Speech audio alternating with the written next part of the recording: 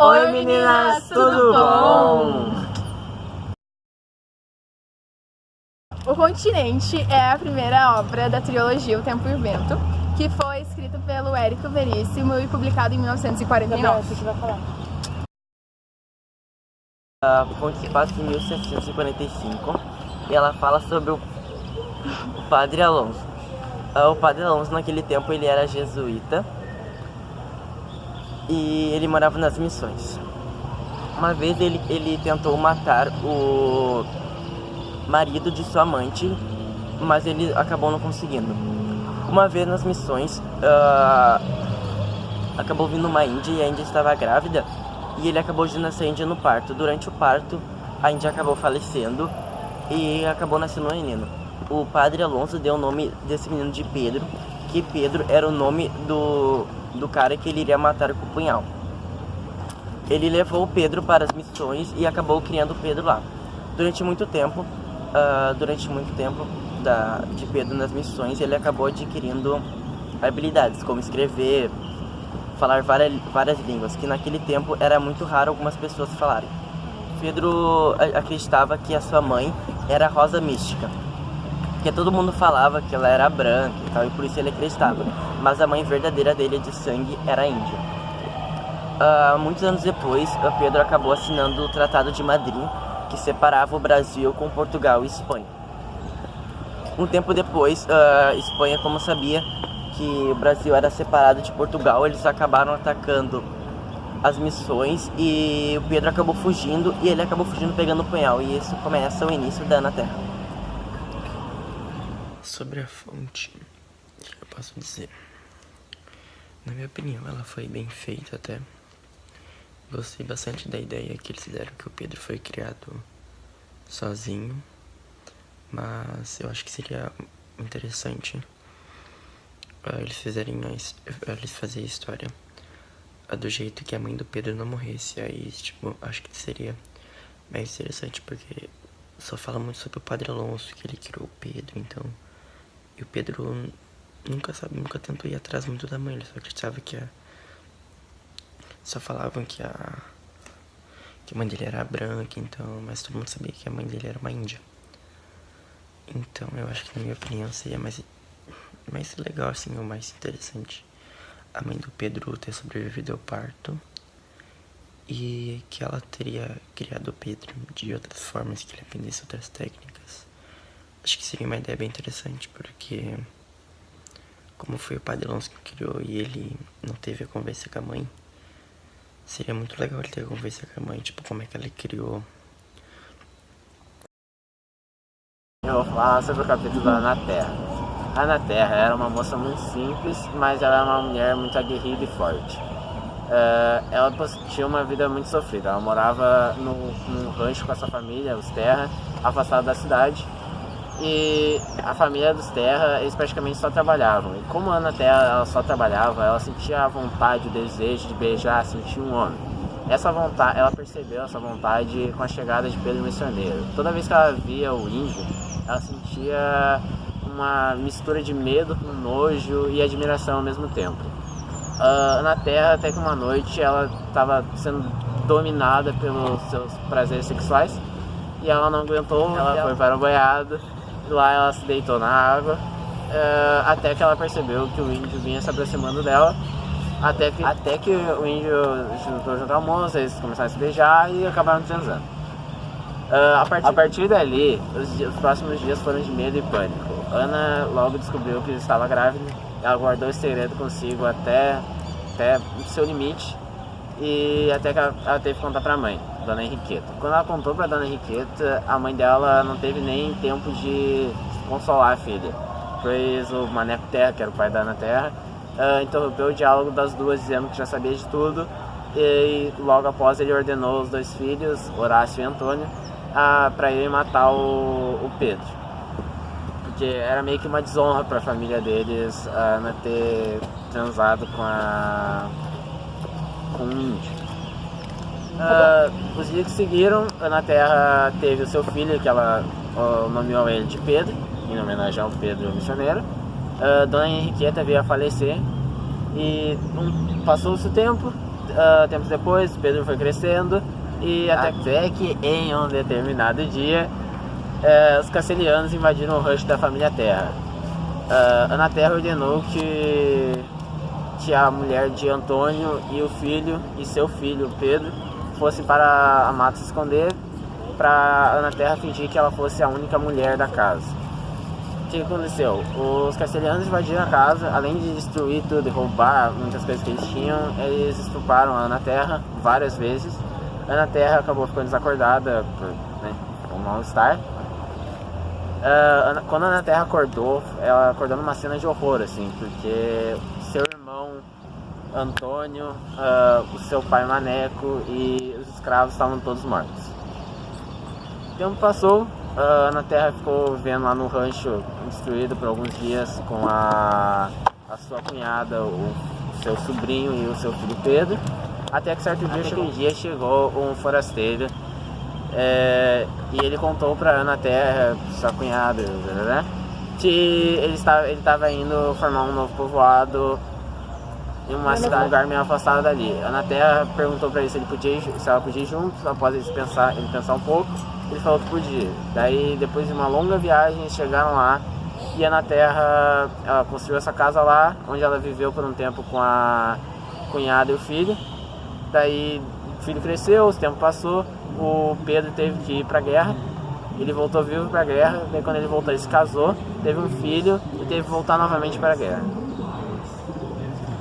Na minha opinião, o capítulo Ana Terra foi o melhor capítulo do livro, porque ele acaba sempre trazendo para o leitor uma esperança de que a Ana Terra vai conseguir seguir sua vida e se libertar, mas sempre algo acaba dando errado para Ana Terra. Isso faz com que o leitor ele acabe torcendo para Ana Terra conseguir seguir sua vida. Acho que a única coisa que eu não gostei no capítulo foi a maneira que eles tiraram o Pedro Missioneiro do capítulo. Acho que ele poderia ter ficado vivo pelo menos até o Pedrinho nascer. Eu vou falar sobre o capítulo do certo Capitão Rodrigo. Ele chega em Santa Fé lá por 1828 e as pessoas já acham que ele vai trazer problemas. Logo no início ele já conhece a Bibiana e a sua família, o Pedro, que é filho da Ana Terra, e acaba se apaixonando por Bibiana à primeira vista. E logo tem o desejo de permanecer em Santa Fé. Ele acaba criando uma rivalidade com o Coronel Amaral Neto e com o seu filho, Bento Amaral, que os dois disputam pelo amor de Bibiana. Um dia os dois acabam se desentendendo num casamento e vão para um duelo à faca. O Rodrigo ele quer deixar sua marca no Bento e por isso ele resolve fazer um R, mas não consegue terminar e acaba deixando um P e é gravemente ferido. Ele sobrevive graças ao Juvenal e o Pedro Lara, que acabam se tornando bastante amigos logo depois.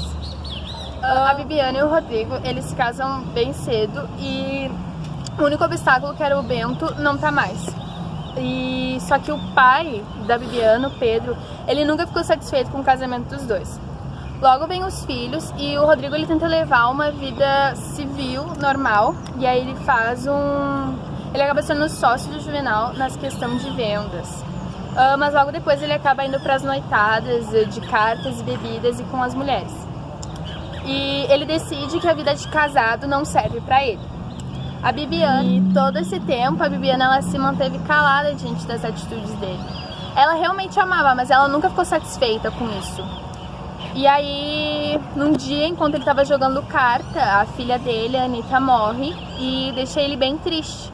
E aí, quando ele achou que tudo ia desmoronar, acaba vindo a Revolução Farroupilha, que o Rodrigo, como sempre gostou bastante de uma guerra, acabou participando. E quando ele volta, ele chega na casa e no livro ele vai tentar fazer sexo com a Bibiana. Ela diz que ela não queria, que não era o momento, mas ele acabou fazendo. Muitos acreditam que foi um estupro, outros acreditam que não. Bom, no momento que ela disse que não, acaba se tornando um. E logo depois ele vai pra casa do Coronel Amaral e resolve matar ele pra acabar com tudo isso, só que ele acaba morrendo. A Bibiana ela fica muito triste, mas ela acaba seguindo a vida dela. E no final desse capítulo do Um Certo Capitão Rodrigo tem uma espécie de... falando sobre a Pichuca. Ela é filha do Horácio Terra, que é irmão da Ana Terra, que fala sobre a vida dela, os filhos que ela teve, com quem ela se casou. E é isso.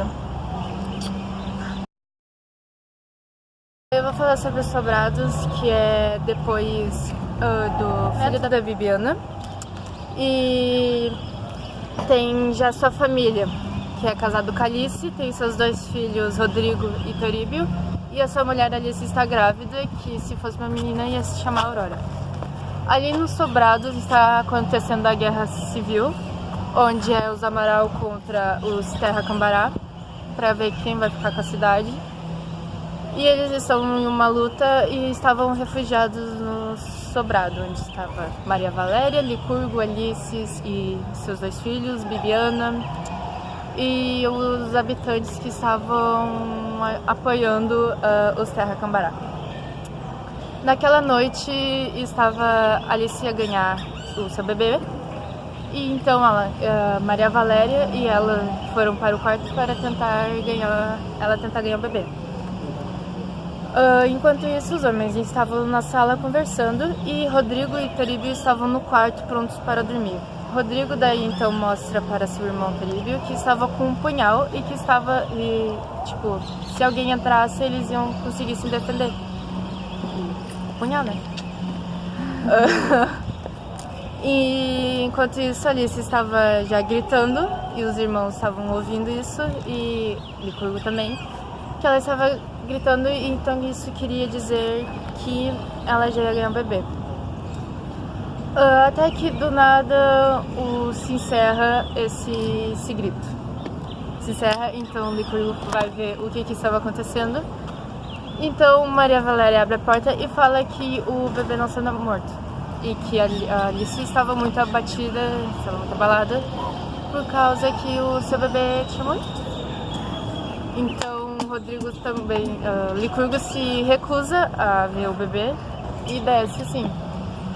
Então, daí ele decide, já que estava tudo em guerra, não podia sair de Sobrado, porque se saísse ia levar um tiro. Ele decide enterrar o bebê, e era uma menina, se chamava Aurora. Então, ele decidiu enterrar o bebê no porão, porque não tinha, como estava em guerra, não dava para sair. Então enterrou no porão. Então pegou o bebê, botou dentro de uma caixa e levou para o porão para enterrá-lo. Aí a Alice acorda e pergunta onde estava a filha dela. Daí Licurgo explica que ela tinha nascido morta e que tinha enterrado ela no porão. Então Alice começa a ter um surto dizendo que os ratos iam roer a filha dela. Aí tudo se acalma, tudo passa. E até que acontece, mostra uma bandeira branca, onde quer dizer que os Terra Cambará tinham vencido a guerra. E assim tudo fica boa. Só que depois que a filha da Alice tinha morrido, a Bibiana já tinha pensado que noite de ventos, noite de mortes. E que na coincidência, né, a bebê, a Aurora, tinha morrido. Aí depois que apareceu a bandeira branca, Licurgo sabia que tinha vencido a guerra, tudo ficou em paz. E até que do nada aparece de novo a frase Noite dos Ventos, Noite dos Mortos, e não sabemos quem morreu, se foi a Bibiana ou outro parente da casa. E sobre a minha opinião sobre os Sobrados, eu, achei chato. Eu não via muito interesse nesses capítulos, eu achava meio chato, sabe? Lendo assim a fonte, a Ana Terra e o Capitão Rodrigo, não via muito sentido sobre isso. Claro, era a continuação da família, da geração, mas eu não achava muito legal. Claro, achei triste da morte da Aurora, né?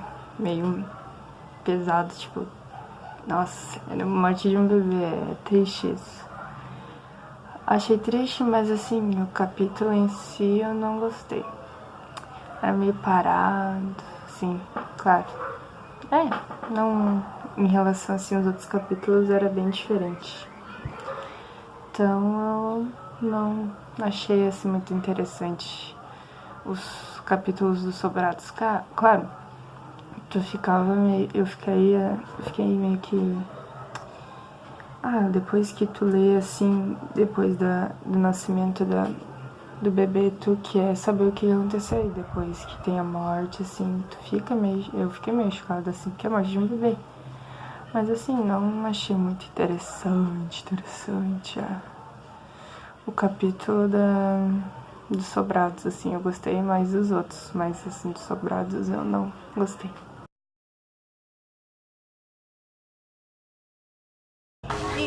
Essa vai ser a minha melhor vigarice. Uma coincidência, Aurora aqui, ó. Oi lá. Jota, mano. Puta que pariu. Tá todo mundo indo? Tá certo. Já. Calma aí. Sorri.